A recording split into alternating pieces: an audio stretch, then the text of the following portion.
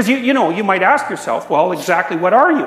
Well, I said you can identify yourself with your intellect, and that's very, very common. It's sort of like the worst sin of intelligent people. But that isn't all you are. And there are lots of reasons for making the assumption that attention is a higher order function than intellect. Because attention is what teaches intellect. So if you pay very, very careful attention to what you say without bringing the automatic assumption that what you say is you to bear on the conversation, and then also to feel like you have to defend it once you say it, you'll find very rapidly that very much of what you think and say has absolutely nothing to do with you. It's the dead souls that are in that little scene that I described to you, sort of manifesting themselves in your head. They're dead ideas that other people have created. And some of them might be applicable to you. You might have the right to them, so to speak. But lots of them won't. And you're using the words as camouflage or self-defense or as an attempt to attain status in a status hierarchy or to make yourself look smarter than you are, or there's all sorts of reasons. Or to hide what you think from other people. I see this in undergraduate essays all the time. So, because the essays are full of cliches. And it's not all that obvious why a cliche is a bad thing, but a cliche is a bad thing in the same way that being possessed by the dead is a bad thing. It's like a cliche isn't you. It's something else. It's like the crowd. It's like the other. It's not living. It has nothing to do with you.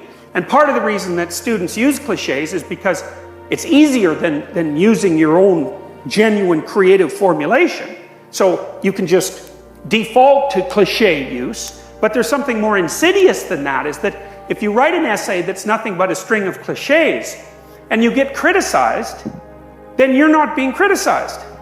What's being criticized is the cliches, and you can hide behind that, and the part of you that's wise but treacherous thinks, well, the criticism doesn't really apply to me because I didn't really say what I thought. And then there's this kind of sense you get that you've gotten away with something, which is a terrible thing. So when I read undergraduate essays, what I see very frequently is, especially the first essay, it's just nothing but cliches. It's awful. It's dull. You can hardly stand reading it because there's nothing in it that's gripping or alive.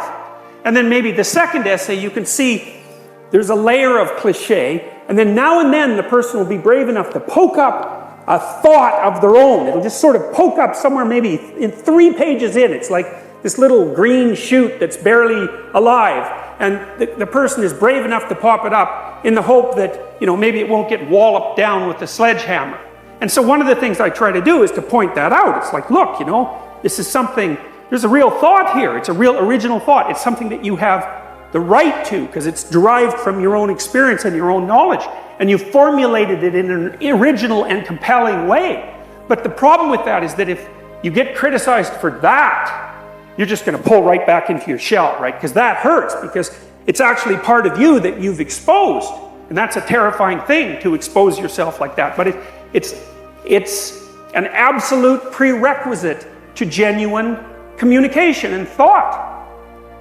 So, the ancient Mesopotamians, I haven't got time to tell you this story. If you want to hear it, you can come to my Maps of Meaning class in your 4th year. But the ancient Mesopotamians had figured out 5,000 years ago or so that the highest god in the hierarchy of gods, so sort of like the highest value, or the thing that should be imitated most carefully, was a god whose head had eyes all the way around it, and who spoke magic words. And so the words he spoke could make the sun rise and make the sun set. Very, very powerful speaker. And the reason the Mesopotamians had figured this out to the degree they had was because they realized that the capacity to pay attention, which is the eyes, of course, because we really pay attention with our eyes, and then the capacity to speak properly is in fact the highest virtue. And so then you can check yourself, you can see, all you have to do is listen, like you would listen to someone else. And you have to feel, you think, do I actually believe that? Is that actually my thought? And really, I'll tell you, what you'll find is 95% of what you say has nothing to do with you. So it's quite shocking to do this, because you'll start to say something and you'll think, oh, that doesn't feel quite right. Like, it doesn't make me feel solid when I say it. There's something about that I'm subordinating myself to something or hiding in some way. It's very difficult to figure out exactly what you're doing. But you'll find out that almost everything that's abstractly represented. It has to be that way because you guys are all so young. So in some sense, you know way more than you can actually know, right? You've been taught all these things, but you don't know them. They're just in your head. In fact, they have you rather than the other way around. It's like Carl Jung said, people don't have ideas. Ideas have people. And that's something to really think about, because then you want to watch and see what ideas there are floating around in your head and start to figure out where they came from, because it's highly probable that they're controlling you, just like a marionette is controlled by the puppeteer. It's very, very similar. And there's an inauthenticity about that. And so that brings us into existentialism. So now I want to talk to you a little bit about existentialists, because existentialists are very concerned with authenticity. And so you could say that above all else, existentialists are concerned with truth. Now, of course, we know that it's not very easy to define exactly what constitutes truth. And I would also say there are various definitions of truth that can be used for different purposes. You know, because your definitions of truth can also have a tool-like function.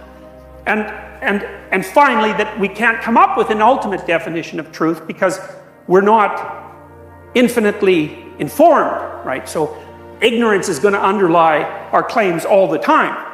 But that doesn't eradicate the validity of the concept of truth. And I think one of the ways you can deal with that existentially is that you may not be able to determine what's true at any given moment, but it's quite a different matter to determine what's false. That's a lot easier. So one of the things I often tell my clients, for example, is